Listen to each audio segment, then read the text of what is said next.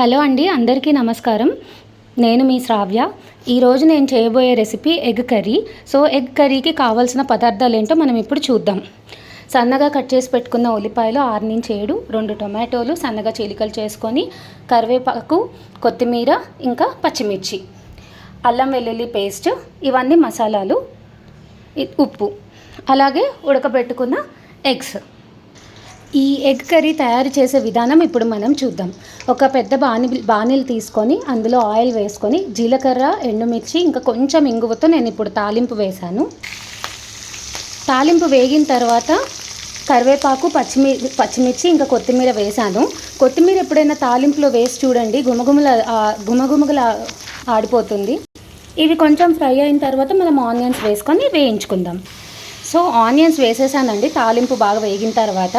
ఇప్పుడు ఈ onions golden brown వచ్చేలాగా మనము ఉప్పు లేకుండా ఫ్రై చేసుకుంటాము. అప్పుడు ఆనియన్స్కి ఒక మంచి ఫ్లేవర్ వస్తుంది. తర్వాత ఉప్పు వేసుకొని టొమాటోస్ వేసుకుందాం. ఈ ఆనియన్స్ ఫ్రై అయ్యేలోపు మనము ఎగ్స్కి చీలికలు తీసుకొని రెడీగా పెట్టుకుందాం. సో ఎగ్స్ ఇట్లా చీలికలు చేసి పెట్టుకున్నానండి. ఆనియన్స్ ఫ్రై అయిపోయిన వెంటనే మనం టొమాటోస్ వేసేద్దాం. సో ఇక్కడ ఒక చిన్న చిట్కా ఏంటంటే, మనకి వంట నీట్గా అయిపోవాలంటే మనము అన్ని పదార్థాలు ఇలా ప్లేట్లో అండ్ గెరిట మనం వాడేటప్పుడు అది కింద పెట్టకుండా, పొయ్యి మీద కానీ ఎక్కడ కింద పెట్టకుండా మంచిగా ఒక ప్లేట్లో పెట్టుకున్నాం అనుకోండి, ఈ జిడ్డు ఎక్కడ అంటదు. నేను వీడియో కోసం ఇలా పెట్టాను అనుకుంటున్నారేమో, నేను రెగ్యులర్గా ఇలానే చేస్తాను. సో దట్ మనకి క్లీనింగ్ పని తగ్గుద్ది తర్వాత. సో ఇది ఫ్రై అవుతుంది. మీకు ఒక హెల్త్ టిప్ చెప్తానండి. ఎగ్స్ అనేవి చాలామంది గ్రేవీలో వేసుకునేటప్పుడు ఫ్రై చేసుకొని వేసుకుంటారు. సో జనరల్గా ఎగ్ మ్యాక్సిమం బెనిఫిట్ మీకు అందాలి అంటే మీరు ఫ్రై బదులు ఇలా స్లైస్ చేసుకొని టొమాటోస్ ఉడికిపోయిన తర్వాత మసాలాస్తో పాటు ఎగ్ని బాయిల్ చేసి కాసేపు అలా వదిలేస్తే మంచి ఫ్లేవర్ అంటుకుంటుంది. ఫ్రై చేయాల్సిన అవసరం కూడా లేదు. ఆనియన్స్ పచ్చివాసన పోయిన తర్వాత అల్లం వెల్లుల్లి పేస్ట్ వేసి మనం ఫ్రై చేద్దాం.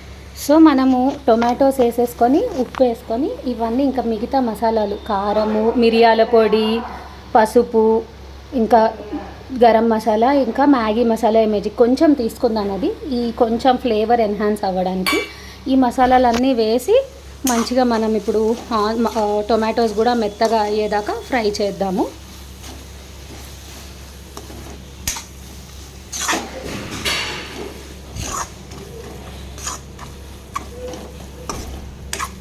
కొంచెం ఈ టైప్ కర్రీకి ఆయిల్ పడుతుంది. సో కొంచెం ఆయిల్ ఎక్కువ వేసుకోండి, మాడకుండా ఉంటుంది.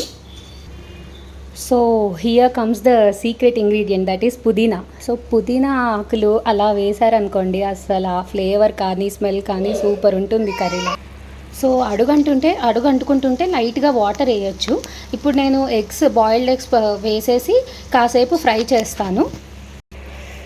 సో ఫైనల్గా కొత్తిమీర యాడ్ చేసుకొని ఇంకా దించేసుకుంటే tasty and healthy egg curry recipe ready అయిపోతుంది. వేడి అన్నంలో కానీ చపాతీలో కానీ తింటే చాలా బాగుంటుందండి. Thank you so much.